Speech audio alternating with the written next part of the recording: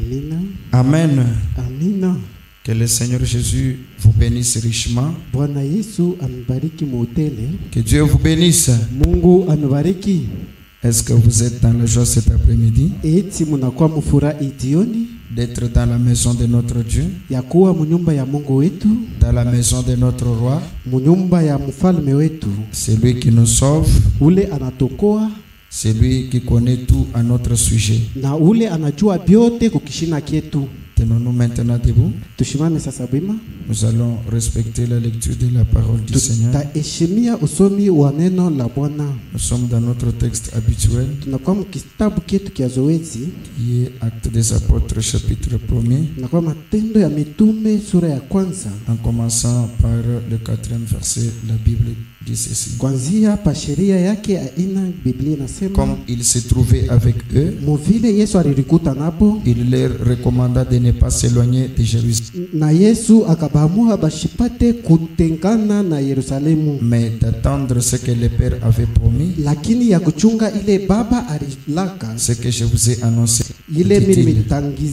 mitangazia vile Yesu anabambia. Car Jean a baptisé d'eau, Kwa maana Yohane alibatiza kwa maji, mais vous, dans peu de temps, mweye kwa muda kidogo vous serez baptisés du Saint-Esprit. mutabatiziwa kwa Roho Mtakatifu. Amen. Amina.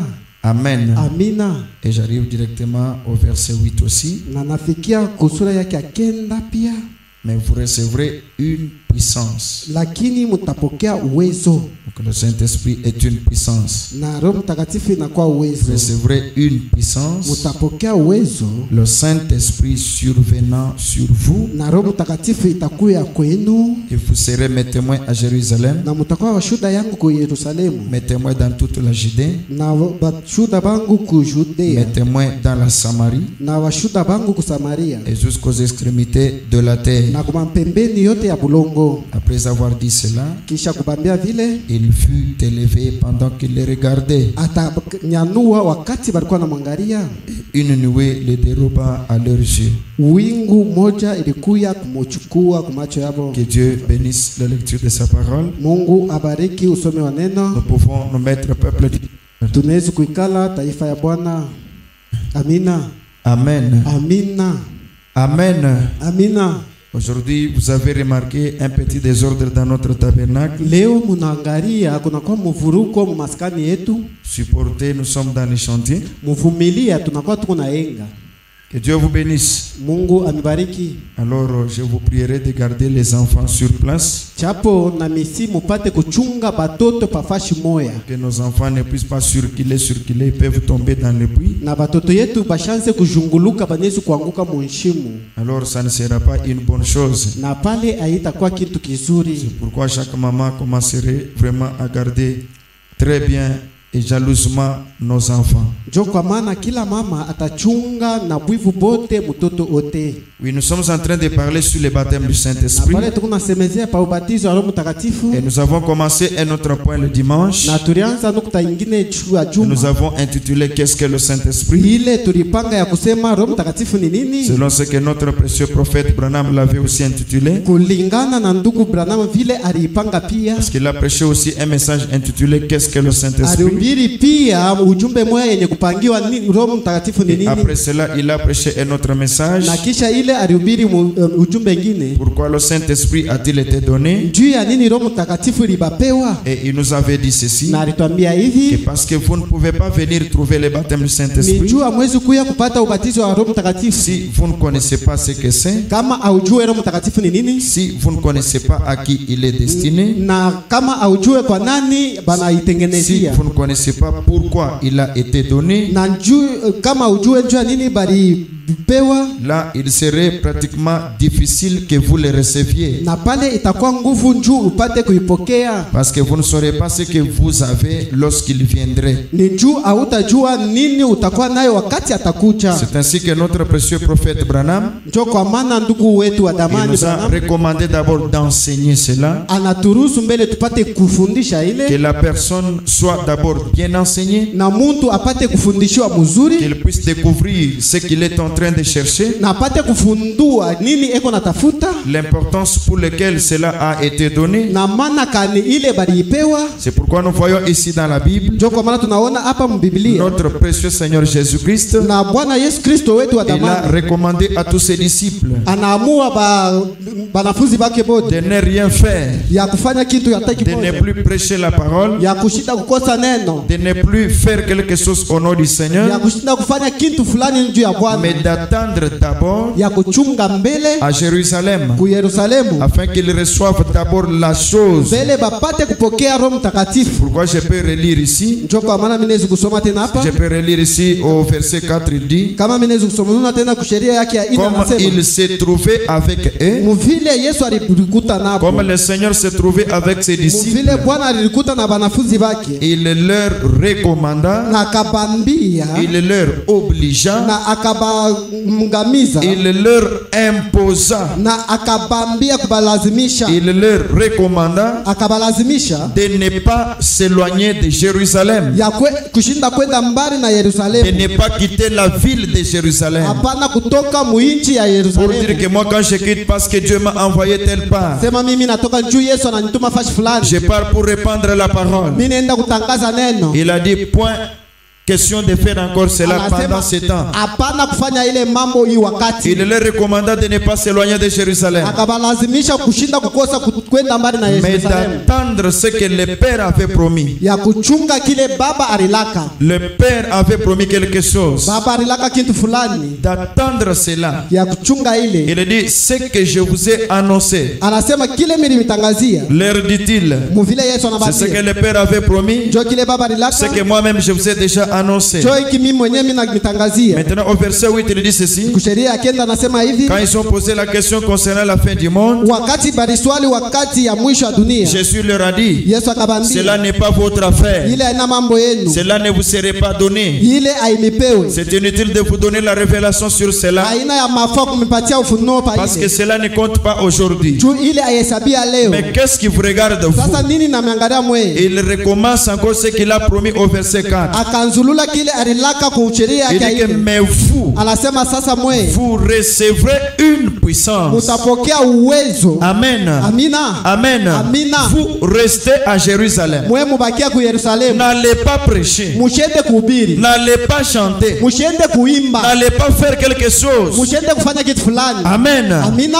Restez seulement à Jérusalem Mubakie paka ku Yerusalemu pour que le Père envoie quelque chose sur vous. juu Bwana atume kitu fulani Puisque kwenu, la chose qui sera envoyée juu kile kitu banatatuma sera envoyée à partir de Jérusalem. kitatumiwa kule ku Yerusalemu. Alors restez d'abord à Jérusalem. Japo mubakie ku Yerusalemu, Ne vous en éloignez na pas. mushende mbali, Ne quittez pas Jérusalem mushitoke Yerusalemu pour aller prophétiser ailleurs, juu ya kwenda kutabiri pour fashi aller ingine, parler la langue ailleurs, juu ya kwenda kusema malugha pour fashi aller ingine, prêcher la parole ailleurs. juu ya kwenda kuhubiri fashi Ne ingine. faites point cela d'abord. Musifanye kile mbele, Restez d'abord à Jérusalem mubakie mbele ku pour Yerusalemu que le Père envoie ce qu'il a promis, juu baba tume kile alilaka, ce que je vous ai moi-même annoncé kile déjà. mimi mwenyewe mimi namitangazia C'est au sasa. verset 8 il dit, Sasa kusheria qu'est-ce kenda que le Père anasema, a promis? sasa baba analaka Il dit nini? que mais vous recevrez une Sema puissance. mwe mtapokea uwezo. Quelle est cette puissance? Ni nini ile uwezo? Le Saint-Esprit survenant sur vous. Na Roho Mtakatifu itashuka Quand kwenu, il vient sur wakati vous, itakuya kwenu, alors vous serez mes témoins japo mtakuya bashuda à bangu ku Jérusalem. Yerusalemu. Amen. Amina. Tout celui qui n'a pas le Saint-Esprit, Wote ule ashina na Roho il Mtakatifu n'est pas témoin de Jésus-Christ. ashina mshuda wa Yesu Kristo, Il ne peut jamais être témoin de Jésus. ashiyesu kuwa mshuda wa Yesu Ce n'est Kristo. pas étonnant qu'ils s'appellent Anaya kushutusha sema qu'ils hivi, sont les témoins de Jéhovah. sema banakuwa Bayahudi ba Parce que la Yehova. condition pour être témoin de Jésus-Christ, Juu kanuni juu ya kubakia mshuda wa Yesu vous Kristo, commencez par recevoir utaanzia mbele kupokea le baptême du Saint-Esprit. ubatizo wa Roho Mtakatifu. Une puissance survenant sur vous. Uwezo itakuya kwenu, Alors vous serez mes témoins japo mtakuwa washuda à wangu Jérusalem ku ici. Yerusalemu. Là où je Pia vous ai dit de ne pas vous éloigner. kule mimi niambia mshitoke, Vous témoignerez de moi ici à Jérusalem. utashuhudia kwangu Vous serez mes témoins mtakuwa washuda dans wangu toute la Judée. kuyudeni Vous yote, serez aussi mes témoins mtakuwa tena mashuda dans wangu toute la Samarie. kwa Samaria Et yote, vous serez mes na témoins mtakuwa tena mashuda wangu jusqu'aux extrémités na de la terre. kumpembeni wote ya budongo. Quand est-ce que vous serez serez mes témoins wakati gani mtakuwa washuhuda jusqu'aux wangu extrémités de la kwa terre. kando kando yote ya C'est bulongo quand vous recevez une puissance, wakati mnapokea uwezo ni c'est-à-dire kusema le Saint-Esprit survenant sur vous. Roho Mtakatifu itashuka kwenu. C'est pourquoi nous parlons de qu'est-ce que le Kwa Saint-Esprit. maana tunasema nini Roho Mtakatifu? Donc il est question qu'il serait sur les gens. Na ile banasema itakuwa kwa bantu. Donc il est question que les gens le recevraient. Ile sema bantu bataipokea. Afin qu'ils soient les témoins du Saint-Esprit. Chuma kuwe bashuda ba Yesu Les Kristo. témoins de Jésus. Na bashuda ba Yesu Kristo. Amen. Amina. Les témoins de Christ. Na bashuda ba Les Kristo. témoins de ce qu'ils ont trouvé. Bashuda ba kile banapokea. Amen. Amina. C'est parce que nous parlons du Saint-Esprit. Njoo tunasemea ni Roho Et Mtakatifu. au cours de le dimanche, le prophète nous a dit Na mjuma ndugu Branham que anasema le Saint-Esprit, sema Roho Mtakatifu c'était l'avocat. anakuwa ni wa kutusambia. C'est que celui qui trouve le Saint-Esprit, Ule anapokea Roho Mtakatifu il a trouvé son avocat. anapata wa kumsambia. Amen. Amina. Il a trouvé son avocat. Anapata mtetezi Les wake. gens de ce monde peuvent le doiter. Na bantu ba muhii dunia banaweza Que kutoka celui-ci mzoni. a péché. Sema huyu anatenda dhambi. Celui-ci n'ira pas au ciel. Huyu ashitenda kumbingu. Même moi, je peux vous doiter. Hata mie pastori mimi Et dire que je ne kutoka. crois pas que vous irez. Sema mimi sema utaenda Mais kumbingu. si le Saint-Esprit est en vous, Kama Roho Mtakatifu iko ndani parce yenu. que le baptême du Saint-Esprit, Tu ubatizo wa Roho c'est Mtakatifu. une affaire Inakuwa ni mambo. qu'il y a entre Dieu Inakuwa katikati ya Mungu. et celui qui l'aura. Na ule atapokea Roho Mtakatifu. Amen. Amina. C'est cette personne qui a le Saint-Esprit, Ni ule mtu anakuwa Roho Mtakatifu. qui connaît s'il l'a ou pas. Anajua kama iko na Roho Et Mtakatifu c'est hapana. Dieu Ni aussi Mungu pia. qui connaît s'il lui a donné ou pas. Anajua kama anampa Roho Mtakatifu C'est hapana.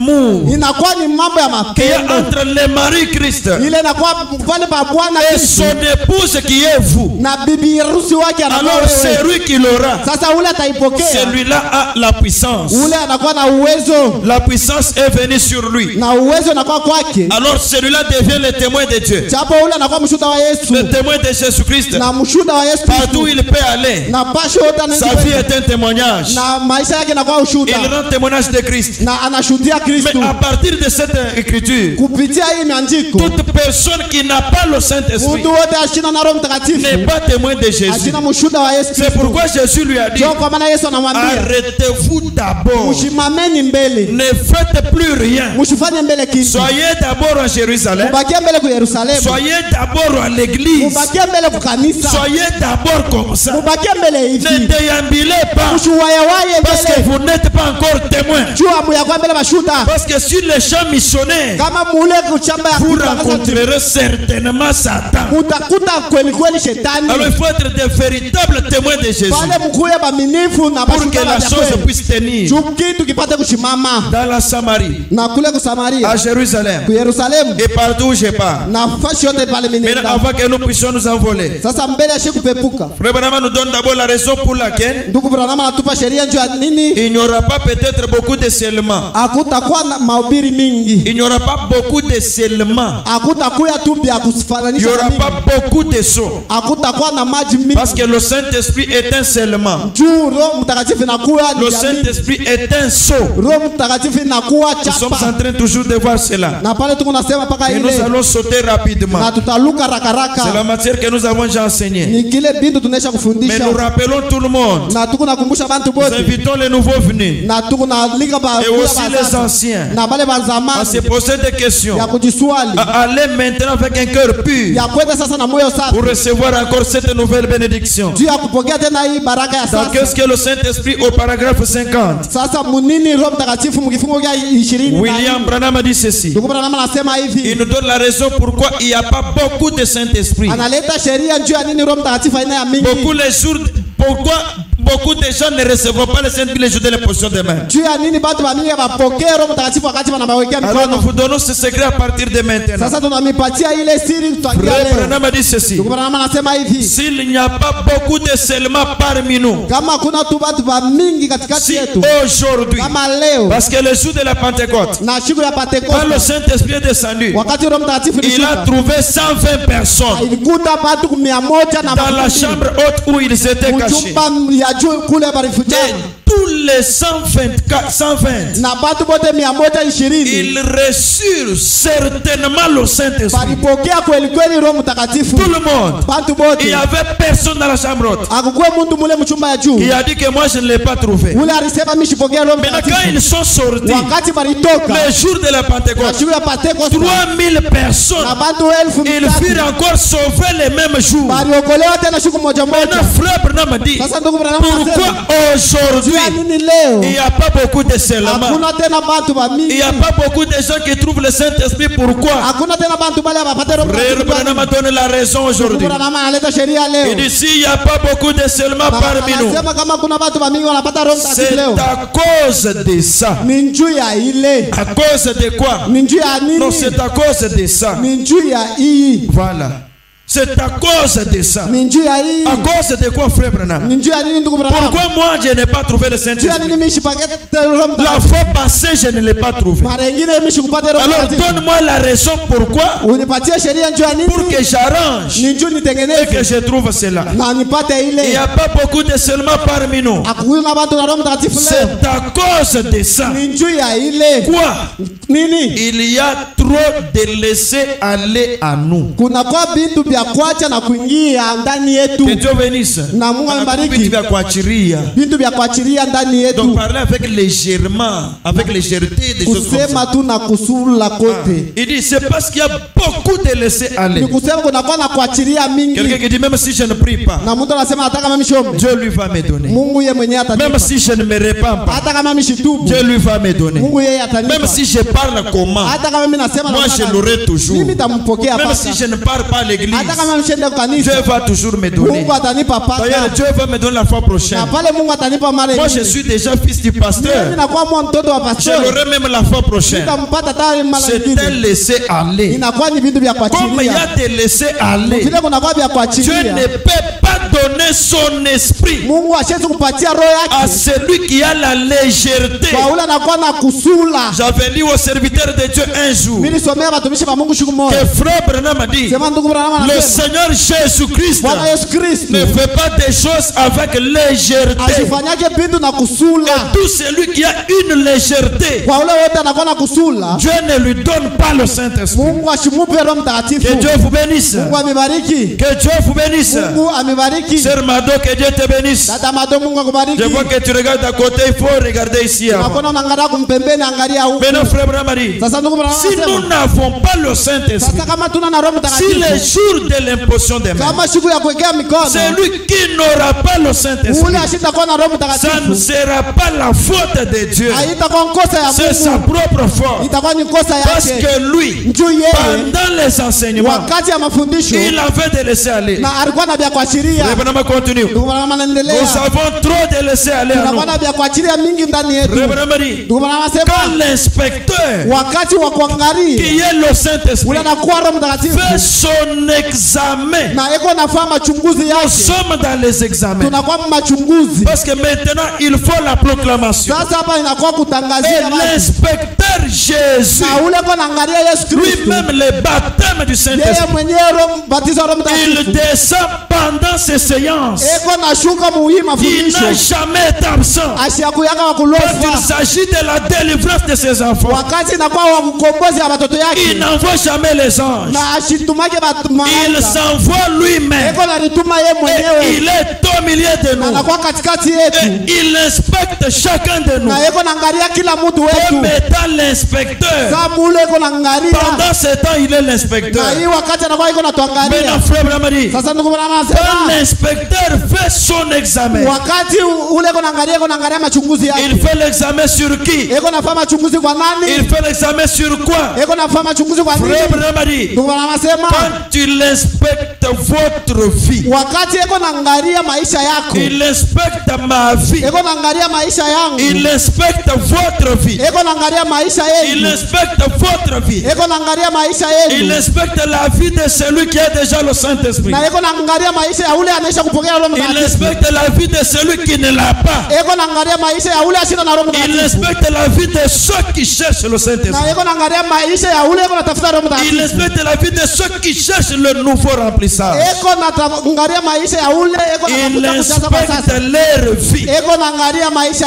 pour yabo. voir si il n'y a pas un peu de laisser aller Juu chez ya lui. kuona kama kuna vitu vya kuachilia Il ndani descend yake. dans la vie de chaque frère, Eko na chunga maisha ya kila mtu. dans la vie de chaque sœur. Maisha ya dada wote. Celui qui a déjà le Saint-Esprit Ule anaisha kupokea Roho et Mtakatifu. celui qui ne l'a pas Na ule encore. asiaipokee Le Saint-Esprit lui-même, Roho Mtakatifu yeye jour et mwenyewe. nuit, Siku na mchana. il inspecte la vie de chacun de nous Eko naangalia maisha ya kila mmoja wetu. pour voir s'il n'y a pas de laisser aller chez Juu ya nous. kuona kama kuna vya kuachilia ndani Frère yake. Branham a dit, Ndugu Branham anasema un peu de laisser aller na kwa vya kuachilia dans votre vie de prière. mu maisha yenu ya Si maombi. la manière dont vous priez, Kama mu maisha yenu ya maombi cela ne change pas, ile ne haibadiliki, monte pas, haipandi. tu as de laisser aller Kama kuna kwa vya kuachilia dans votre vie de prière. mu maisha yenu ya maombi. Toi qui priais tel jour Wewe ulikuwa naomba siku et fulani tu avais autant de minutes, na ulikuwa na madakika fulani, autant de consécrations, ulikuwa na kujitolea fulani, autant de jours de prière, ulikuwa na masiku mingi ya que maombi, ton désir cherchait quelque na chose. nia yako ilikuwa natafuta kitu Si fulani, cela n'est pas de la sorte, na kama ila ina mule na lui, muna il inspecte votre vie de yeye prière iko naangalia maisha yenu ya maombi pour voir si dans votre vie de prière, ma juu ya soeur, kuona kama maisha yenu ya maombi toi qui as yanaenda. besoin du Saint-Esprit, Wewe unakuwa nasema na Roho Mtakatifu, Jésus l'inspecteur, Yesu mwangalishi il inspecte ta vie de prière iko naangalia maisha yako ya maombi pour voir si dans cette vie de prière, juu ya kuona sema mwile maisha ya il maombi n'y a pas de laisser aller. hamuna vya kuachilia. Mais s'il y a de laisser Kama aller, kuna kwa vya il kuachilia ne donne pas le Saint-Esprit. asitakupa Roho Mtakatifu. Amen. Amina. C'est la raison pour laquelle, Ni sheria sababu selon Frère Branham, kulingana na ndugu il n'y a Branham pas beaucoup de gens hakuna bantu ba mingi qui reçoivent le Saint-Esprit. bale banapokea Roho C'est Mtakatifu quand leur vie de prière juu ile maisha yao ya maombi de laisser aller. nakuwa na vya kuachilia. Il donne la deuxième raison. Analeta sheria ya pili. Frère Branham a dit, Ndugu Branham anasema l'inspecteur inspecte maintenant na ule iko naangalia sasa votre tempérament colérique. na ile namna yako ya kuenda S'il veut que mkasirani, vous avez de laisser aller na kama anaangalia sema unakuwa na vya kuachilia dans votre tempérament colérique, na wakati yako ya kushirika, vous vous fâchez à tout huku moment. na shirika wakati yote, Vous vous fâchez n'importe quand. huku na shirika wakati yote, Devant n'importe quel problème. akumbele ya mambo yoyote. Dieu ne donne pas le Saint-Esprit Mungu asipatiake Roho aux Mtakatifu gens colériques. kwa bantu Parce que bakashilani. s'il a le Saint-Esprit, Kama iko na Roho Mtakatifu avec la colère, na kishilani, il va maudire tout le monde. atalaani bantu Et il bote, va tuer tout le monde. ataua bantu bote. Alors Dieu va attendre Japo Mungu atachunga jusqu'à ce que la colère quitte. na mpaka pale kishilani Ce kitatoka, tempérament colérique t'empêche le Saint-Esprit. na kashilani kubwa inakukosesha Roho Mtakatifu. Frère Branham donne l'autre raison. Ndugu Branham analeta sheria Il nyingine, dit que quand Dieu regarde, anasema wakati Mungu il anaangalia te trouve avec un peu de laisser aller. anakukuta sema na vya kuachilia Quant à votre langue, kwa lurimi yako pour parler des autres, juu ya kusema kwa bengine, pendant ces séances, wakati ile Chaque ya mafundisho, sœur, kila dada dans les groupes où vous êtes, mwingine kinkunji wiko, quand vous parlez, wakati unasema le Saint-Esprit est là. Roho Mtakatifu pale Il fait l'inspection inakuwa iko naangalia pour voir si vous n'allez pas parler des autres. juu ya kuangalia kama utasema juu ya Il bengine, est en train de regarder inakuwa iko naangalia celui qui a besoin du ule Saint-Esprit. anakuwa lazima na Roho Si Mtakatifu, sa langue kama lurimi ne yake parle pas contre quelqu'un d'autre, aiseme vinyume ya mtu si mwingine, celui qui a déjà le kwa Saint-Esprit, ule anamcha kupokea Roho si Mtakatifu, sa langue kama lurimi ne yake parle pas à mal contre son frère, aiseme vibaya juu ya ndugu ne yake, parle pas à mal contre sa soeur. asiseme vibaya juu ya dada yake. Maintenant, écoutez la différence. Sasa mshikie tofauti Celui qui a déjà le Saint-Esprit, kwa ule anashapokea Roho Mtakatifu, s'il parle contre quelqu'un d'autre, kama nasema vinyume ya mtu là mwingine, le Saint-Esprit est attristé. pale Roho Mtakatifu inakuwa na huzuni. Or la Bible dit, Pale Biblia inasema n'attristez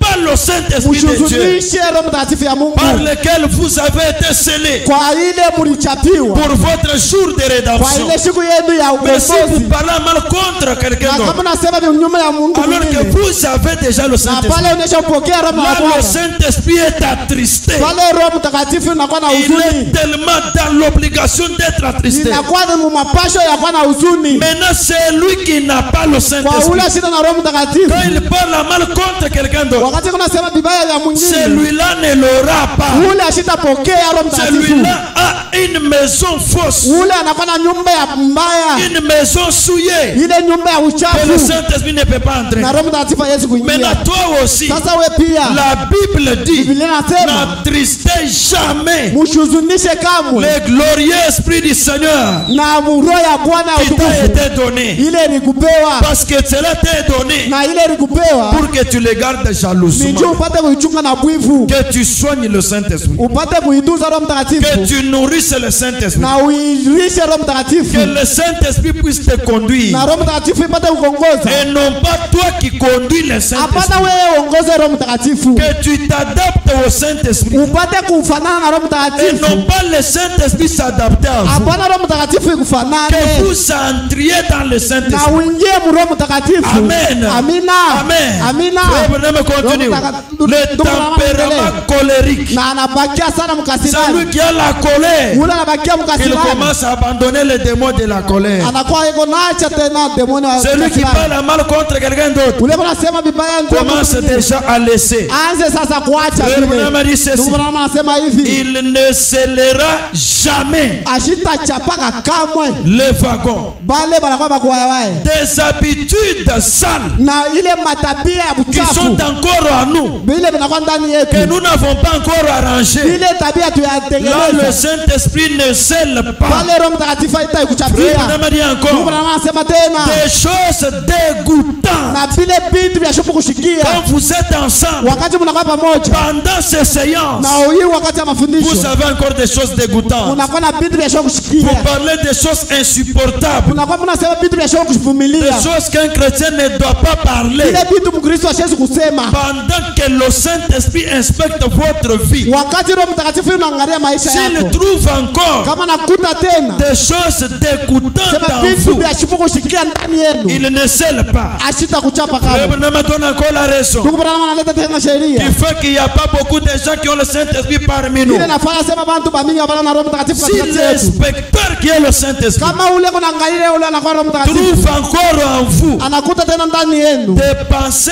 vulgaires, na mawazo ya nje ya des mbaya, pensées vulgaires mawazo mubaya dans votre cerveau mu servo yako contre quelqu'un. kwa muntu mwa S'il y fulani, a des pensées kama vulgaires, kunakuwa mawazo mubaya, Frère Branham dit, ndugu Branham anasema il ne peut pas sceller les wagons. asiwezi kuchapia bantu ba mawazo Il ne mbaya, peut pas sceller le cœur asiwezi kuchapia maroho d'une sœur ya dada moja qui a des pensées ule vulgaires, anakuwa na mawazo mubaya des makali pensées terre à na terre. mawazo moya chini chini. Un frère Ndugu qui a moja des pensées terre à terre anakuwa na mawazo ya chini qui chini, sont tellement ile vulgaires, inakuwa ya le bule. Saint-Esprit ne scelle Roho pas. Mtakatifu aichapie, Ce sont là les raisons ile inakuwa qui masheria font que le jour de l'imposition des mains, inafaa masiku ya kuwekea on mikono, va imposer les mains wakati watawekea mikono pour que l'avocat entre, juu ya ule wa kusambia pour ingie, que j'aie l'avocat de ma vie. juu ni kuwe na msambizi wa maisha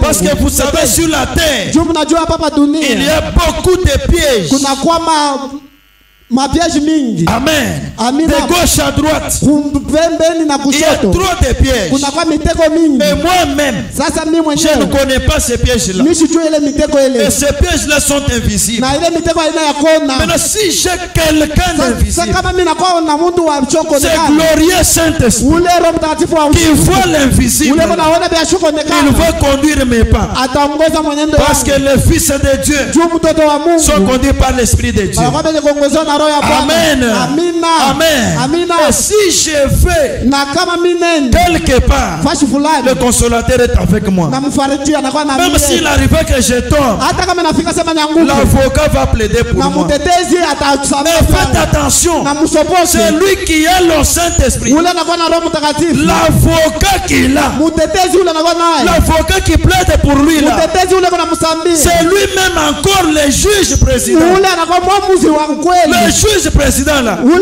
muamuzi lui-même Dieu qui va juger ule là. Mungu mwenye atamua C'est lui qui sera encore son Ndio avocat. ule atabakia tena mtetezi wake.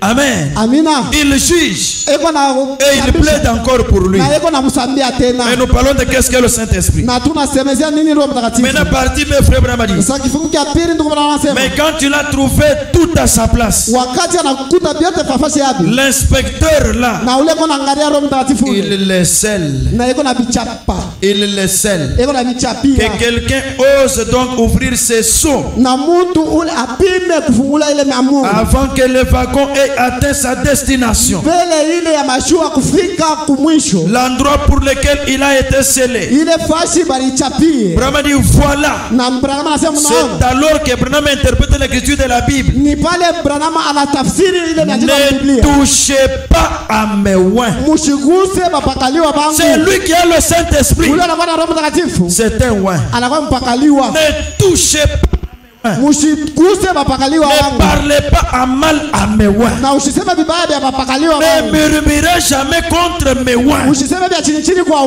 C'est mpakaliwa une wangu. interdiction formelle de la Bible. Inakuwa ni katazo kubwa ya Frère Biblia. Branham dit, Na ndugu anasema ne touchez pas à mes oins. usiguse mpakaliwa wangu. Ne faites pas de mal à mes prophètes. Usifanyie mbaya nabii wangu. Car je vous dis Jumi na miambia. qu'il faudrait mieux Na inakuwa mzuri pour vous juu ya yenu. qu'on suspende à votre cou Na bamitundike kunchingo yenu. une mêle de moulin Na ile kamba ya et mulai. qu'on vous jette Na bamitupe. au fond de la mer Na chini ya maji. plutôt que de chercher Na bafasi ya à kutafuta. scandaliser Na ou kugwaza. à ébranler Wala ya ne kutenkesha. serait-ce qu'un peu Na inabakia tu. les plus petits Ule wa kidogo de kabisa. ceux qui ont été scellés. Kwa bale balikuwa bene kuchapiwa. Frère Branham a dit, Ndugu bwana au anasema. lieu de scandaliser Mafashi ya celui qui kugwaza. recevra le baptême du Ule Saint-Esprit, atapokea ubatizo wa Roho il Mtakatifu. faut qu'on te lie Inafaa bakutunjike. et qu'on te jette au fond de la Na mer. bakutupe chini ya Au maji. lieu de scandaliser Mafashi ya kukwaza. les plus petits de ceux qui ont été Na scellés, bale batoto bale balichapiwa. ceux qui ont déjà le Na Saint-Esprit, bale wanashapokea Roho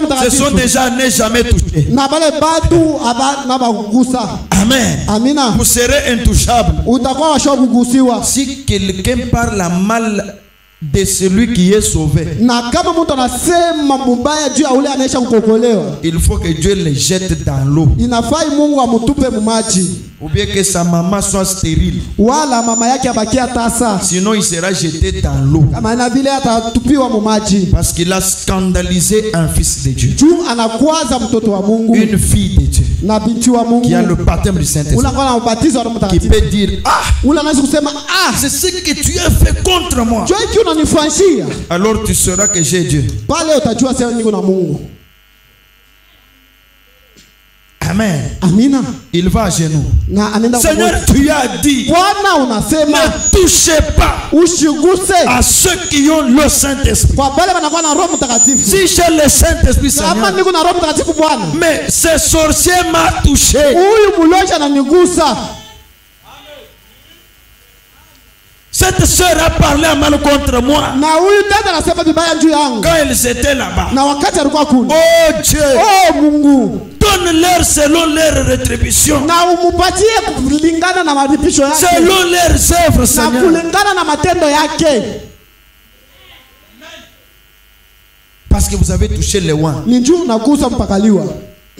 les fils et les filles de Dieu. Na mtoto na binti. Branham interprète la Bible. Branham anatafsiri Il dit Biblia. ne touchez pas à mes oins. Anasema uchukuse mpakaliwa. Qu'est-ce que ça veut dire? Sasa napenda kusema. Les oins là, Ule c'est mpakaliwa. que Dieu voulait dire, Kile Mungu anapenda kusema. ne touchez pas à ceux qui ont été scellés. Na ushiguse bale banesha kuchapiwa.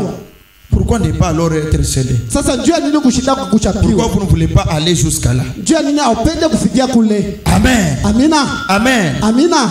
Si vous refusez d'y arriver, c'est votre Na problème. kama unakatala kufikia kule ni mambo yako. Maintenant, frère Branham, Sasa ndugu Branham, qu'est-ce que le Saint-Esprit? nini Roho Mtakatifu? Frère Branham a dit, Ndugu Branham anasema le Saint-Esprit, Roho Mtakatifu c'est la personne du Seigneur Jésus-Christ. anakuwa ni ule muntu wa Yesu Kristu. Amen. Amina. Amen. Amina. Qu'est-ce que le Saint-Esprit, frère Roho Branham? Mtakatifu ni nini ndugu Il dit que Branham? le Saint-Esprit, Anasema Roho Mtakatifu c'est la personne du Seigneur anakuwa Jésus-Christ. ni ule muntu wa Yesu Kristu.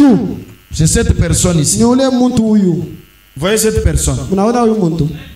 Que Dieu vous bénisse. Mungu ambariki. Que Dieu vous bénisse. Mungu ambariki. Cette personne s'appelle comment? Huyu muntu analita je? C'est lui qui trouve le Saint-Esprit. Ule anapokea Roho Mtakatifu. C'est qu'il a trouvé cette personne en lui. Ni kusema napata huyu Yesu ndani yake. Et parler contre une femme qui a le Saint-Esprit, Na kusema vinyume ya ule mke anakuwa na Roho c'est Mtakatifu. parler contre Jésus. Ni kusema vinyume ya Roho na Yesu. Que Dieu vous bénisse. Mungu ambariki. Parler contre un homme qui a le Saint-Esprit, Na kusema vinyume ya ule mtu anapokea Roho c'est Mtakatifu. parler contre cet homme. Ni kusema vinyume ya huyu mtu. Parce que frère Branham a dit, Jundu kuna anasema le Saint-Esprit, Roho Mtakatifu c'est la personne du Seigneur Jésus-Christ. Mungu wa Yesu Kristo. Donc Jésus marche de nouveau sur la Ni terre kusema Yesu anatembea tena hapa dunia. dans celui qui a le Saint-Esprit. Kwa ndani ya ule mtu anakuwa na Roho Et il Mtakatifu. devient danger de mort Na anakuwa mtu wa unagusa na kufa. s'il est votre mari Na kama anakuwa bwana yako. et que la femme n'a pas le Saint-Esprit. Na dada shina na Roho Mtakatifu. Vous avez un danger de mort dans la maison. Unakuwa na mtu anagusa na Si kufa. c'est la femme Kama ni mke. et que l'homme n'a pas le Saint-Esprit, Bwana shina na Roho Mtakatifu. faites très attention. Usiopoke. Parce que la Bible dit, Tu Biblia nasema ne touchez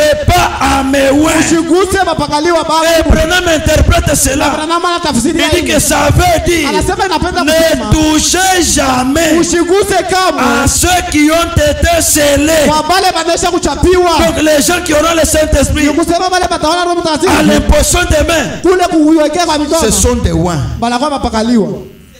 Que Dieu bénisse. Mungu ambariki. Frère Branham, qu'est-ce que le baptême du Saint-Esprit? Mama ubatizo wa Roho Mtakatifu ni Nous nini? sommes dans la prédication intitulée Le sceau de l'Antichrist. Na tunakuwa mafundisho yenye kupangiwa Prêchez machapo le 11, 3, 55. yenye kuhubiriwa mwile tarehe. Nous sommes au paragraphe 31 de l'ordinateur. Frère Kwa Mamadi. kifungo kile cha 31 ndugu Branham anasema Je commence directement là au milieu pour lire là où je lis. naanzia mule mkatikati njuu ya kusema Frère Branham a dit ceci. ndugu Branham anasema hivi. Le Saint-Esprit. Roho Mtakatifu. C'est quoi, Frère Ni Branham? nini ndugu Branham? Le Saint-Esprit, Roho Mtakatifu. c'est la personne du Seigneur Anakuwa ni Jésus-Christ. ule mtu wa Yesu Kristo. C'est ça le Saint-Esprit. Ndio ule Roho Mtakatifu. Qu'est-ce que le Saint-Esprit? Roho Mtakatifu ni nini? C'est le Seigneur Jésus-Christ. Anakuwa ni Bwana Yesu Kristo. Amen. Amina. Amen. Amina. C'est le Seigneur Jésus-Christ. Anakuwa ni Yesu Kristo. Alors s'il entre en nous, Kama anaingia ndani c'est yetu. que lui et moi, Ni kusema yeye Yesu na nous mimi. devenons un. Tunakuwa mtu mmoja. Je deviens Jésus. Mimi nakuwa Yesu. Et Jésus devient moi. Na Yesu anakuwa mie. Que Dieu bénisse. Mungu amebariki. Que Dieu bénisse. Mungu amebariki. Qu'est-ce que le Saint-Esprit? Roho Mtakatifu ni nini? C'est la personne du Seigneur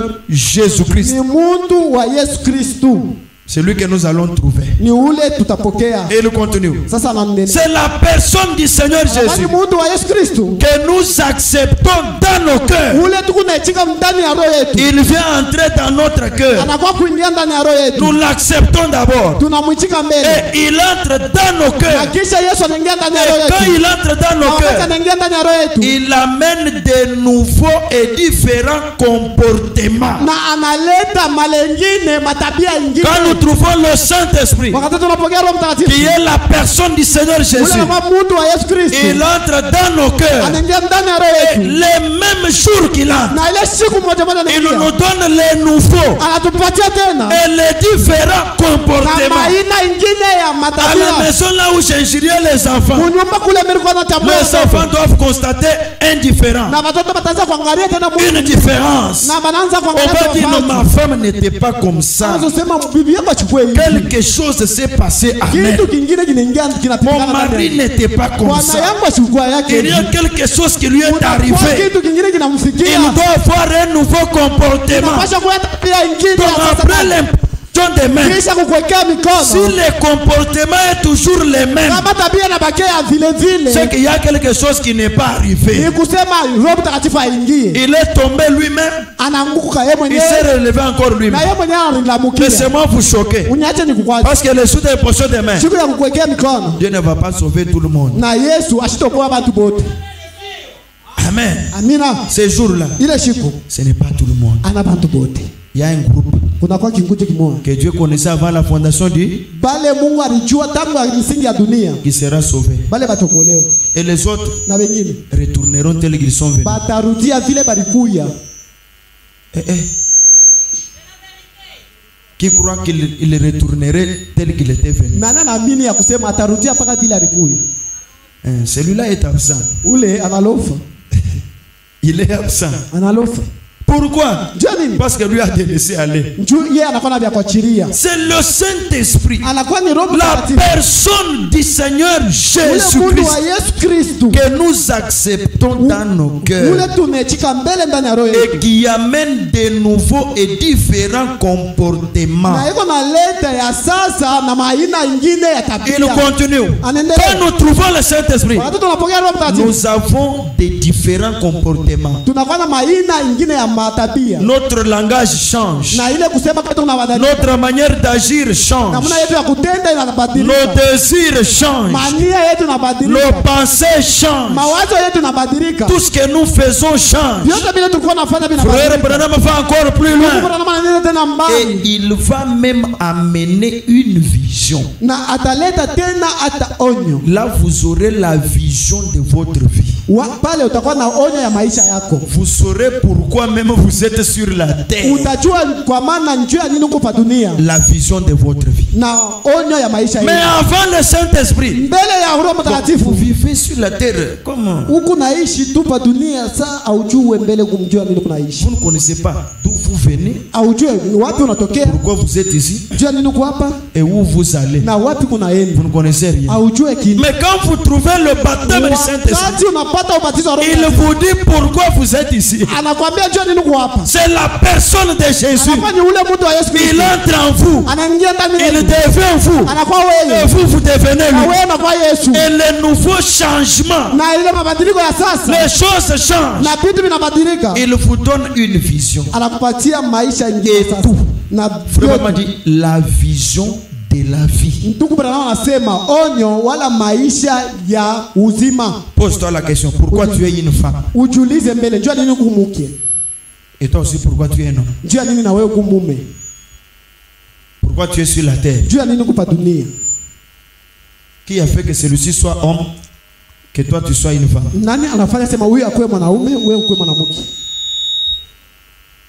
Quelle est la vision pour laquelle vous êtes ici?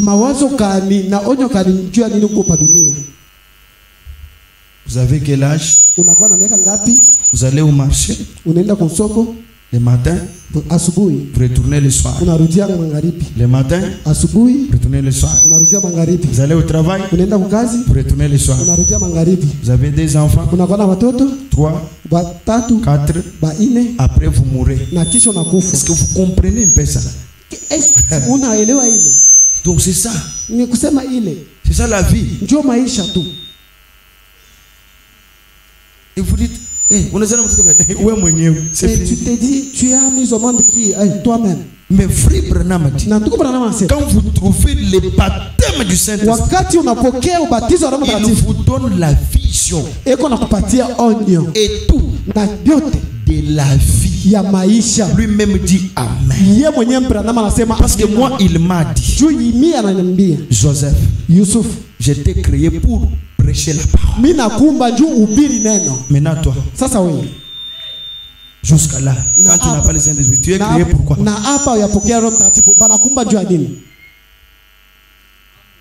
Tu n'as pas la vision. D'autres prêchent, ils prêchent sur la terre, alors que leur représentation au ciel, ils sont au salon. Mais sur la terre, ils prêchent. D'autres au ciel, ils sont des prophètes. Mais sur la terre, ils sont des mécaniciens. Quand tu regardes, qu'est-ce qui ne va pas sur la terre? D'autres au ciel, ils ont l'esprit des séraphins. Entre certains, c'est le Dieu des armées, des chantres. Mais sur la terre, ils sont des chrétiens. Il est où? Il voit chrétien. Et ils se contentent comme ça. Ils sont d'accord d'être comme ça. Ils ne savent pourquoi ils sont sur la terre. Ils ne s'en soucient même pas. Mais frère Branham a dit, quand nous trouvons le Saint-Esprit, qui est la personne du Seigneur Jésus, il nous donne la vision de la vie. Et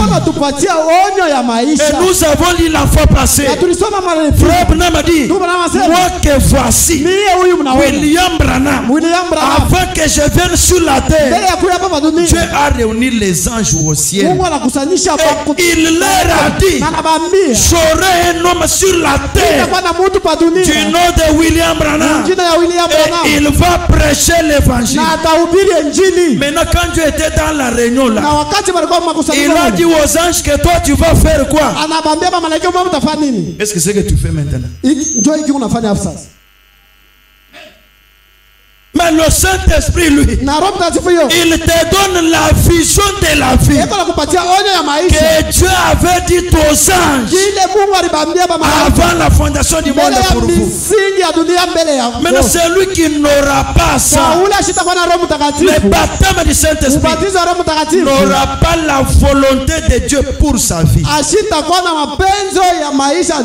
Il ne connaîtra rien. Ce sera toujours un secret pour lui. Il va toujours se plaindre parce qu'il est en train de se débrouiller sur la terre. Mais nous avons la vision de la vie. Amen. Amina. Frère Branham dit, lui-même a dit Amen. Frère Branham a dit, peu importe si vous pouvez adhérer à des églises. Aujourd'hui tu es de Branham Tabernacle. Aujourd'hui El Shaddai. Le lendemain Branham Tabernacle. Les autres jours Plantain Tabernacle. Peu importe combien vous pouvez adhérer à des églises. De combien vous serez la main des pasteurs, inscrire votre nom dans les registres. Toutes ces choses sont bonnes. Mais Paul a dit, quand je parlerai les langues des hommes et les langues des anges, quand j'aurai la sagesse et comprendrai toute la connaissance de Dieu, quand je donnerai mon corps pour être brûlé en sacrifice, quand je ferai toutes ces choses, je ne suis toujours rien. Je ne suis rien. Même si je fais toutes ces choses, je ne suis rien. Et Paul continue. C'est juste. Et il dit ceci. Mais il a dit, les langues cesseront. Les parler en langue cesseront. Au ciel, il n'y aura pas la vision. Il n'y aura pas de prophétie au ciel. Il n'y aura pas toutes ces choses. Les langues cesseront. Dites Amen. Les langues cesseront. Et il continue encore. La connaissance sera abolie. Les prophéties prendront fin. Mais quand l'amour sera venu, l'amour qui devait venir, quand l'amour sera venu, il demeurera pour toujours. Alléluia. L'amour de Dieu, c'est le Saint-Esprit. Que Dieu vous bénisse. Que Dieu vous bénisse. C'est le baptême du Saint-Esprit. Et celui qui l'aura, il a la grâce de Dieu. Il a reçu la parfaite santé. La parfaite santé spirituelle. Je lis 39, toujours le même message. Oh, vous dites, je suis membre d'une église pentecôtiste. Au moins, je suis pentecôtiste. Moi, je suis méthodiste. Moi, je suis du tabernacle. Frère Branham a dit, ça n'a rien à voir avec la chose. Ça n'a rien à voir. C'est comme quelqu'un dit, Moi je suis ceci. Ça n'a rien à voir avec la chose. Ça n'a rien à voir. À moins que vous soyez né de nouveau. Même si vous êtes du tabernacle, ça n'a rien à. Si vous êtes de cette église et que vous ne naissez pas de nouveau de l'Esprit de Dieu, la personne du Seigneur Jésus, vous ne partirez pas. Vous allez rester. Vraiment continuez. Et une fois que vous naissez, mais si vous naissez de nouveau, parce que Jésus a dit à Nicodème, Nicodème est venu de nuit. Il a dit à Jésus, il dit, Seigneur, personne ne peut faire ce que tu fais si Dieu n'est avec lui. Vous êtes un docteur venu de Dieu. Jésus appelle Nicodème que toi aussi tu es docteur. Maintenant Jésus lui dit, il lui a posé la question, Nicodème, que dois-je faire pour entrer dans les royaumes des cieux? Et Jésus lui dit, si un homme n'est né d'eau et d'esprit, il n'entrera pas. Si un homme n'est né de nouveau, comment je dois naître encore de nouveau? Retourner encore dans les seins de ma mère et naître de nouveau. Jésus lui dit, tu es un docteur de la loi en Israël et tu ne connais pas ces choses. Jésus lui dit, si un homme n'est né d'eau et d'esprit, il n'entrera pas. Mais tu es déjà baptisé au nom de Jésus. Maintenant la deuxième chose, tu dois naître de nouveau de l'Esprit de Dieu. Et cet Esprit de Dieu là, c'est le baptême du Saint-Esprit. Et pour l'avoir, il faut suivre ces conditions. Alors qu'est-ce que le Saint-Esprit? C'est la personne du Seigneur Jésus-Christ. C'est ça le Saint-Esprit. C'est ce que Jésus a dit à Nicodème. Si tu n'es pas d'eau et d'esprit. Amen. Mais lui était baptisé. Peut-être pas le baptême des gens. Mais ce qui lui restait, c'était le baptême de l'esprit. Or, le baptême de l'esprit était encore en Jésus. Et Jésus marchait. Et il a dit à ses disciples, il est avantagé que moi, votre Jésus, que je m'en aille d'abord. C'est alors que le Père enverra un autre consolateur, de la vérité, et il sera avec vous, même en vous, jusqu'à la consommation des temps. Et frère, et une fois que vous naissez, le même esprit qui était dans le Seigneur Jésus-Christ entre en vous. Amen. On n'aura pas un autre Saint-Esprit différent de celui que Jésus avait.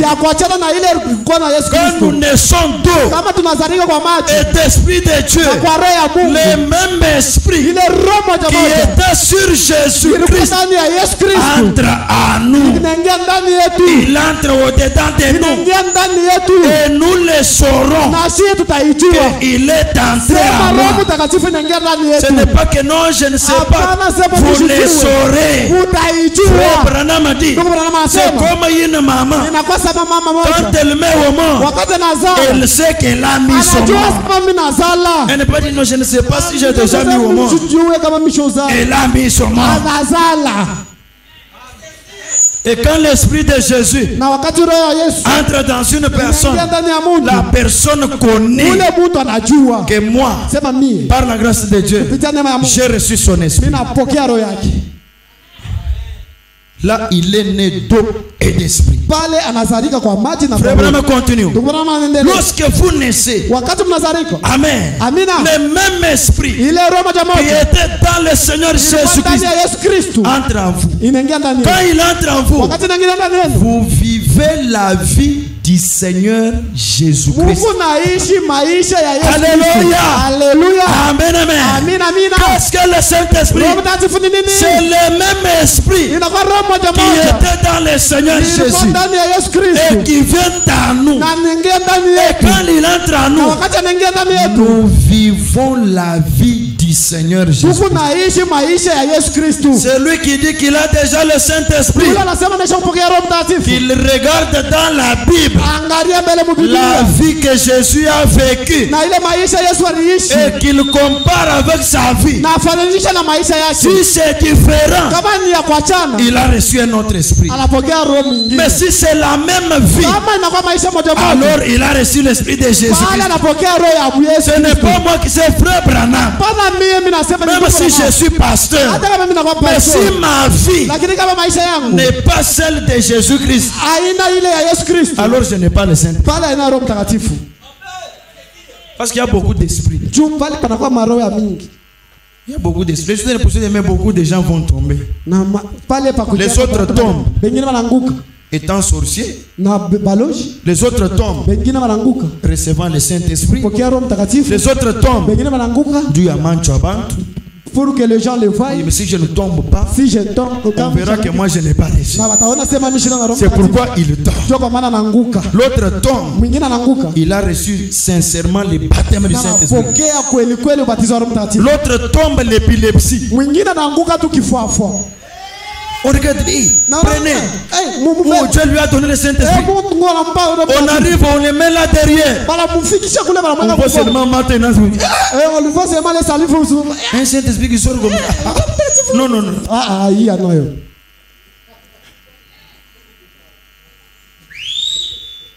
Amen. Amina. Amen. Amina. Mais le Saint-Esprit, quand vous le recevez, la semaine prochaine, le comportement doit changer. La façon de parler doit changer.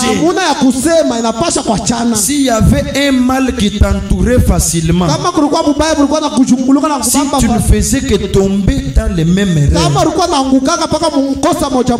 tu as arrangé ça. On t'impose les mains. Tu dis que tu as reçu le Saint-Esprit. C'est que cette erreur-là ne t'arrivera plus jamais. Parce que tu as trouvé l'esprit qui est au-dessus de cette erreur. Maintenant, si après l'imposition de main, tu tombes encore dans les mêmes choses, c'est que là, mon frère, quelque chose n'est pas arrivé. Et c'est lui qui fera par force les jours de l'imposition de main, il met au monde. Ah non.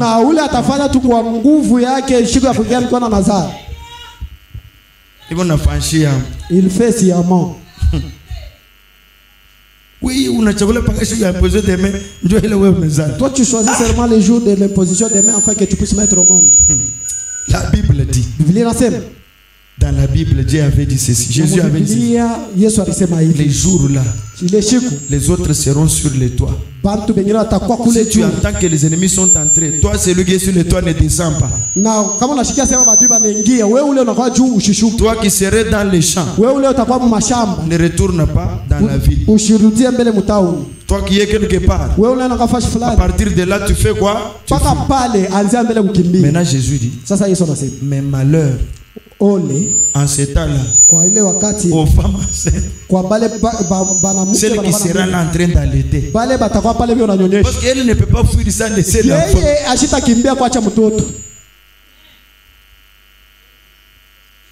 Amen. Amina. Amen. Amina. Vous vivez la vie du Seigneur Jésus. Non pas votre propre vie. La vie du Seigneur Jésus-Christ. Comment quelqu'un qui a le Saint-Esprit mais il s'absente? Même un seul jour, il s'absente de l'église. Donnez-moi une seule écriture où Jésus s'était une fois absenté. Alors votre vie, peut-être c'était avant de trouver la vie de Jésus. Maintenant, après avoir trouvé, vous-même vérifiez. C'est ce que Frère Branham dit. Vérifiez d'abord pour voir si vous vivez la vie du Saint-Christ. Est-ce que Jésus injurie? Qui a déjà entendu Jésus injurier quelqu'un, même quand il était encore un enfant? Maintenant, quand moi je reçois le Saint-Esprit, comme j'ai la vie de Jésus, je vérifie. Est-ce que j'injurie Frère Paulin? Non. Est-ce que j'ai Frère Valentin? Non. Est-ce que j'ai dit Sœur telle? Oui. Non. C'est que ce n'est pas la vie de Jésus. Ça doit être une autre vie. Mais si c'est la vie de Jésus, on lit les yeux, on tape. Dites-nous, qui t'a tapé? Il n'est pas là-bas. On tape ici, on tape encore, il n'est pas là-bas. Mais toi, ton mari te tape. Aujourd'hui tu vas me tuer. Aujourd'hui tu me tuer. Non, Jésus ne faisait pas des choses comme ça. Que Dieu bénisse. Jésus n'agissait pas comme ça.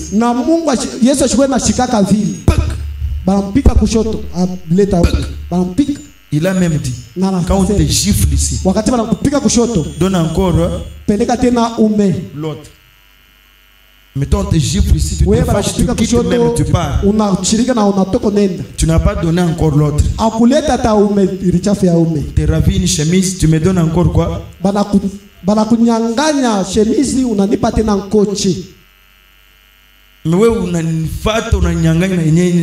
Toi tu me suis et tu me ravis même ce que je t'avais ravi. Que Dieu vous bénisse. Que Dieu vous bénisse. Frère Branham dit ceci. Écoutez, les autres vont refuser le Saint-Esprit. Vraiment une question-réponse numéro 3. Prêché le 30 août 64 288. Et ici Paul dit que si un homme arrive au point où il est sauvé et sanctifié, c'est le sang qui sanctifie. Hébreux 13, 12 et 13 dit que le sang sanctifie. Et qu'ensuite il arrive jusqu'à la porte du baptême du Saint-Esprit. J'avais une écriture à lire, mais je pense que je ne l'ai pas encore lu. Frère Branham dit ceci. À supposer qu'il y a 3 ici, regardez. Nous avons considéré ça comme étant la première étape pour le Saint-Esprit. Ou bien la justification. La sanctification que nous avons étudiée. Non, la repentance que nous avons vue. Maintenant, un homme qui a terminé la repentance,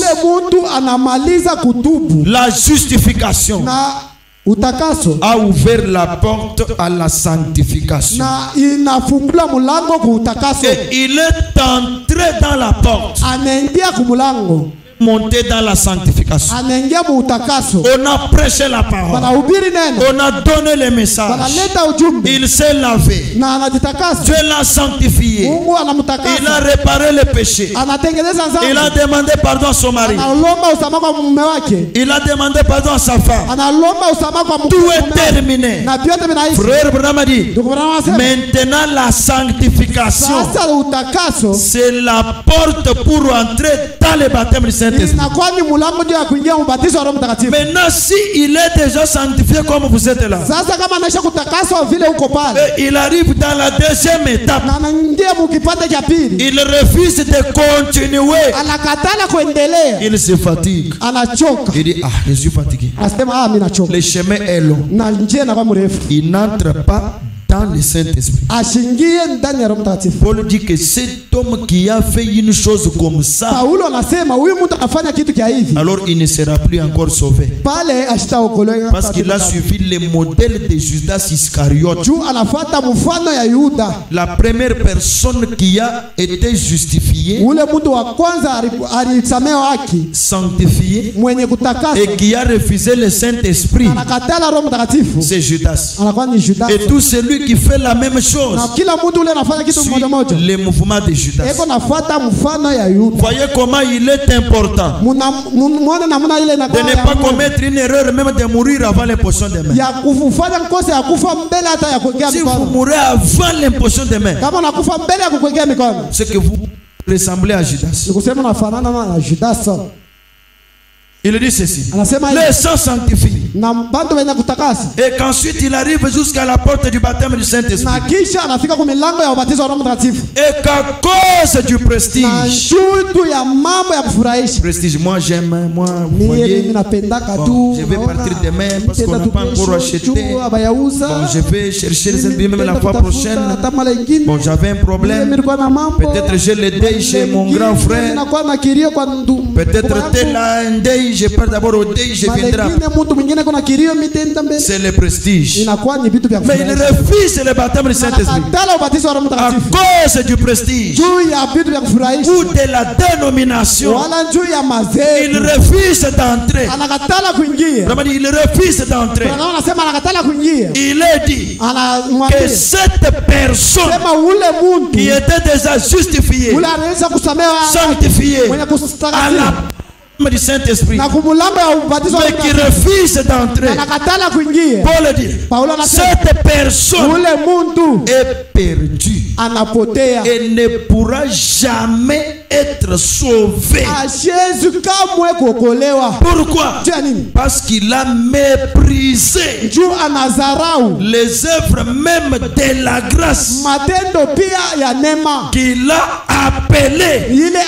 C'est Dieu qui l'a appelé dans le monde. Il a quitté le péché. Venez, j'ai les bras ouverts. Je suis le mari capable. Il l'a amené dans cette église. Il a baptisé dans l'eau au nom de Jésus. Et la parole continue avec lui. Repentez-vous. Repentez-vous. Repentez vos péchés. Demandez pardon. Ils se sont repentis. Dieu leur a pardonné. Ils arrivent dans la sanctification. Paul dit, purifions-nous de toute souillure, de la chair et de l'esprit. Et il s'est purifié, il s'est épuré, et il est maintenant pur. Maintenant il dit, je ne continue pas pour recevoir le Saint-Esprit. Moi je reste ici. Je suis seulement le saint du dernier jour.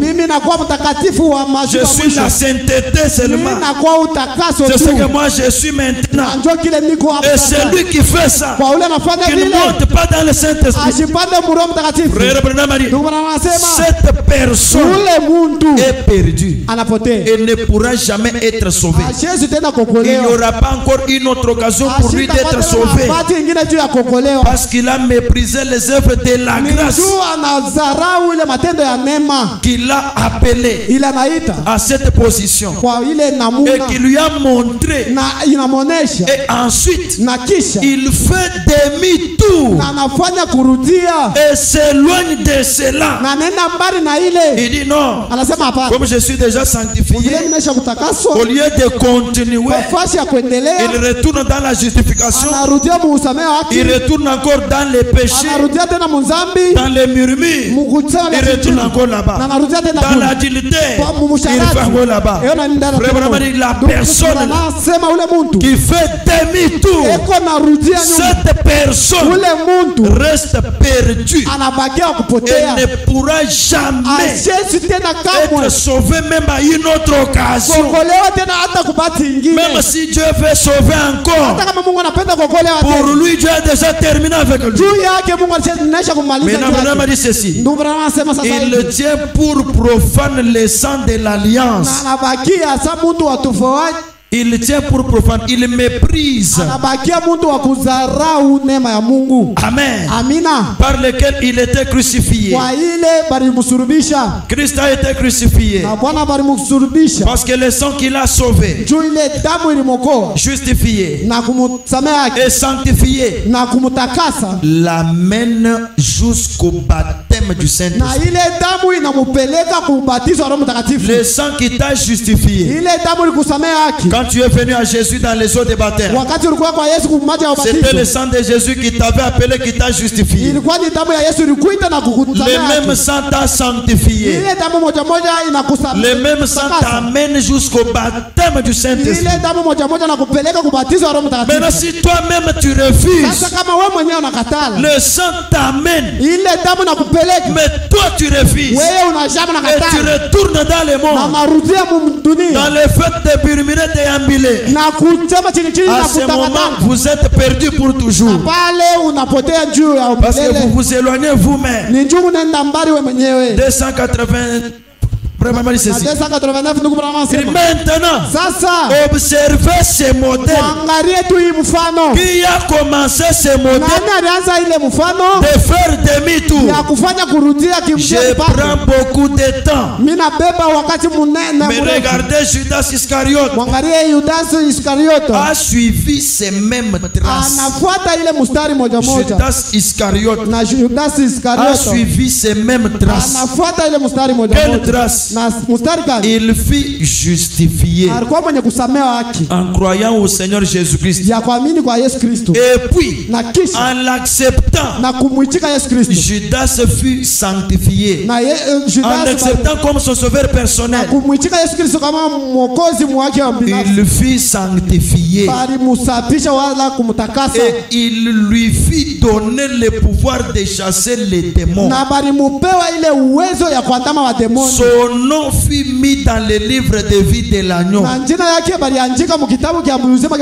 Mais lorsqu'on arriva à la Pentecôte et au baptême du Saint-Esprit, à la plénitude de la parole, il montra ses couleurs. C'est exactement ce que firent les espions de Canaan. C'est exactement ce que fit Esaü. Les espions de Canaan et notre frère Judas, ils étaient justifiés, sanctifiés, mais ils ont refusé le Saint-Esprit. Qu'est-ce que le Saint-Esprit? C'est la personne du Seigneur Jésus-Christ. Ils l'ont refusé. Je sais que eux ont fait. Alors, ils sont perdus. Ils sont allés tellement perdus qu'ils étaient. Parce qu'ils ont abandonné la grâce. Mais nous, je crois que nous allons entrer. Parce que Dieu nous fera grâce. Amen. Qu'est-ce que le Saint-Esprit maintenant? Paragraphe 60. Je prends 63 partie B. Soit 3 partie B, frère, maman dit ceci. N'ayez pas peur. Amen. Est-ce que vous avez peur? Vous avez la peur? Réveillez-vous maintenant ceux qui dorment. N'ayez pas peur. Nous avons un avocat.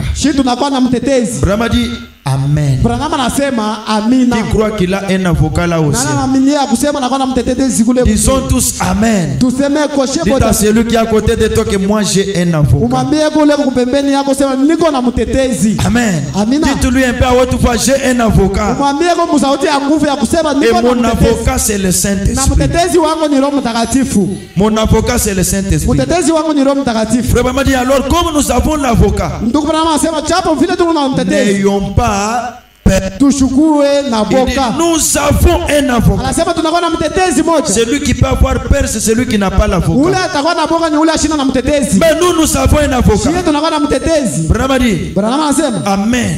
Amen. Oh.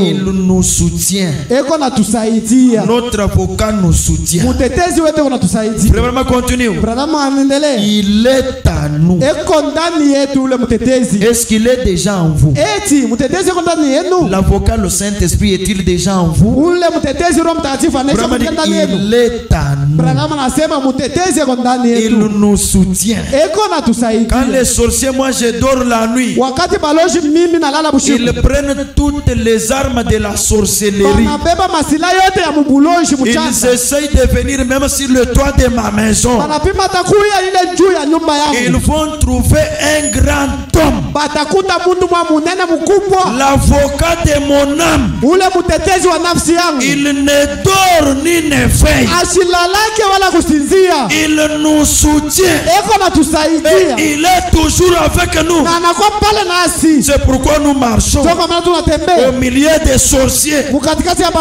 gauche, à droite. Nous marchons. Qui est-ce qui nous protège? C'est notre avocat, le Saint-Esprit. L'homme est lancé. Frère Branham continue maintenant. Branham dit ceci. Il intercède pour nous. Amen. Le Saint-Esprit constamment en train de défendre notre cause. Satan nous accuse auprès de notre Dieu. Il a fait. Il a fait. Il a fait. Il a fait. Il a fait. Il a fait. Il a parlé. Il a fait. Quand il termine, il sent la petite voix. La voix de l'agneau qui va toujours dire Père, prends tous ces péchés-là, mets-les dans mon compte. Et Satan retourne avec la honte. Et il continue maintenant.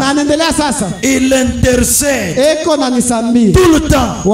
Il est notre avocat. Frère Branham, comme nous remercions Dieu pour ça. Nous remercions Dieu parce qu'au parquet général du Dieu vivant, quand j'arrive là, la première des choses que je vais faire et vérifier si mon avocat est déjà là. Si l'avocat est là, malgré toutes les plaintes qu'on peut m'accuser avec, il connaît ce qu'il faut dire et il va remporter la victoire. 64 frères m'a dit ceci. Qu'est-ce que le Saint-Esprit? Frère Branham dit c'est un sceau. Amen. Amina. Qu'est-ce que le Saint-Esprit? C'est quoi alors? Celui que nous allons trouver, c'est quoi? C'est un sceau. Le sceau de l'âme. Dans les bureaux de Dieu. Dans notre bureau. Je travaille, je termine. Si je vois que j'ai bien fait une liste, alors le sceau, je mets sur ma signature pour prouver que ça c'est une œuvre terminé. Et ça, je mets à côté. J'ai terminé ce travail. Maintenant, frère Branham dit que le Saint-Esprit, c'est un sceau. Quand Dieu travaille sur votre âme, et il voit maintenant que c'est la pureté. Vous reflétez l'image parfaite de Dieu. Et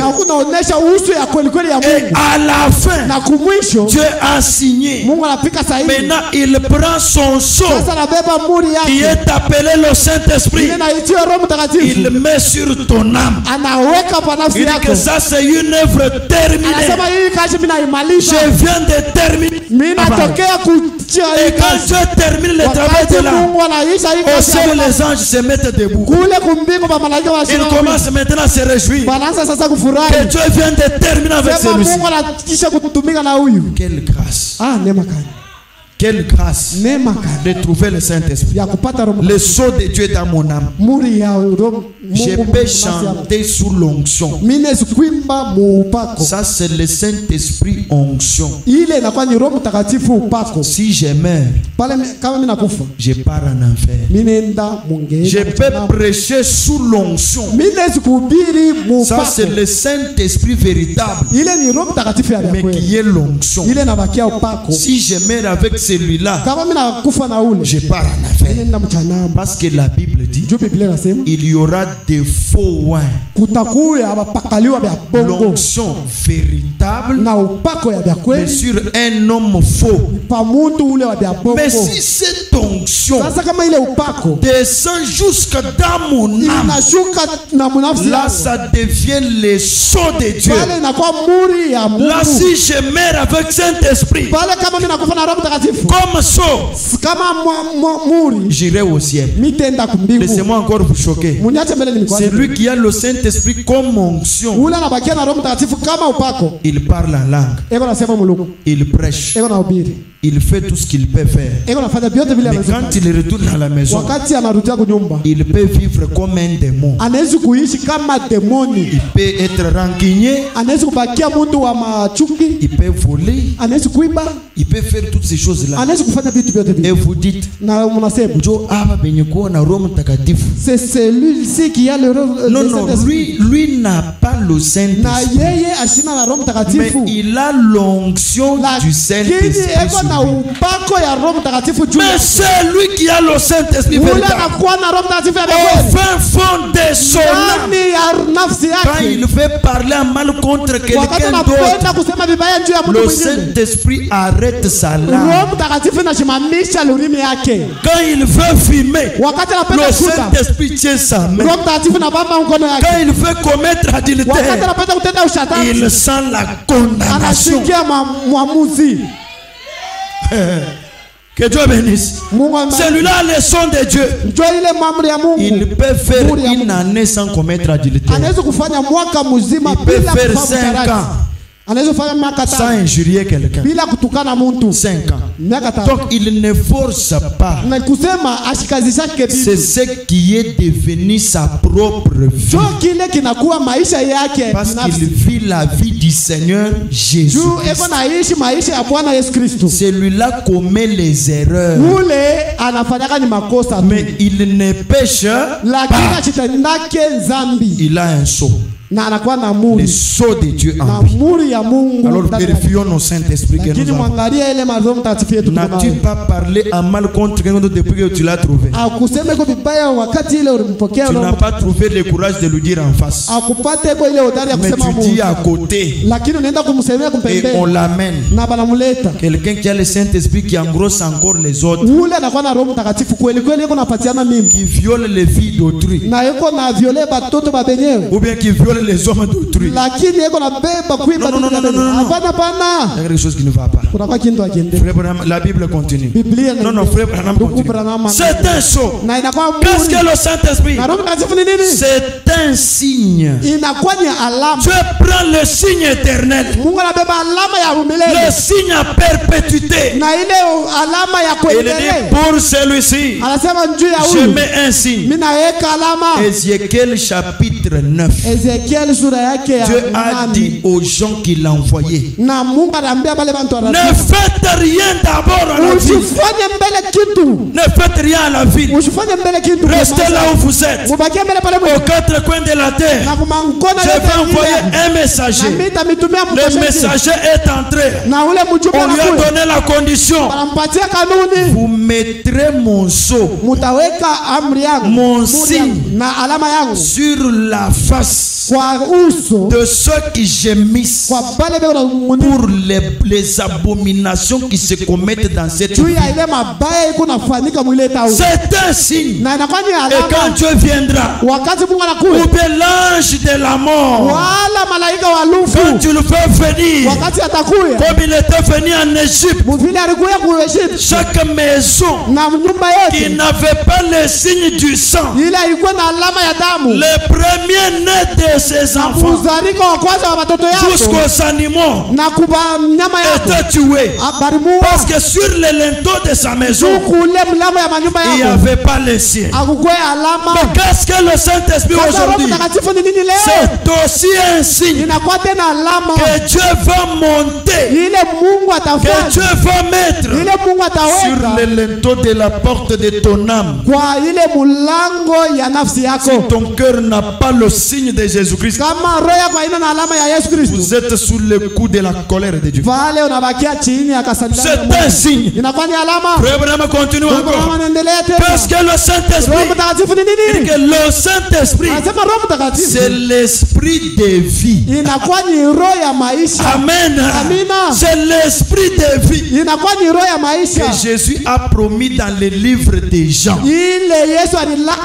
L'Éternel vous enverra un autre esprit, un autre consolateur, l'esprit de la vérité. C'est ça le Saint-Esprit. Qu'est-ce que le Saint-Esprit? Le Saint-Esprit, c'est le Dieu du ciel. Amen. C'est lui qui a le Saint-Esprit. C'est qu'il a le Dieu du ciel. Maintenant je me demande, si lui qui a Dieu du ciel, il peut tomber encore comment? Parce que s'il tombe, c'est que le Dieu du ciel qui est en lui encore. Vous voyez pourquoi nous disons que nous avons le Saint-Esprit alors que nous ne l'avons pas? Si le Saint-Esprit est le Dieu du ciel, mais comment j'amène le Dieu du ciel dans les bars? Comment j'amène le Dieu du ciel qui est à moi à s'absenter de la parole? Voyez-vous que nous avons un autre Dieu? Et il continue. Qu'est-ce que le Saint-Esprit? C'est le consolateur. Qu'est-ce que le Saint-Esprit? Je me réponds, le Saint-Esprit, c'est la vie. La vie. C'est ça le Saint-Esprit. Je vous dis la vérité. C'est lui qui a le Saint-Esprit. Il a la vie. J'ai le signe du Saint-Esprit. C'est-à-dire, j'ai la vie. J'ai la vie.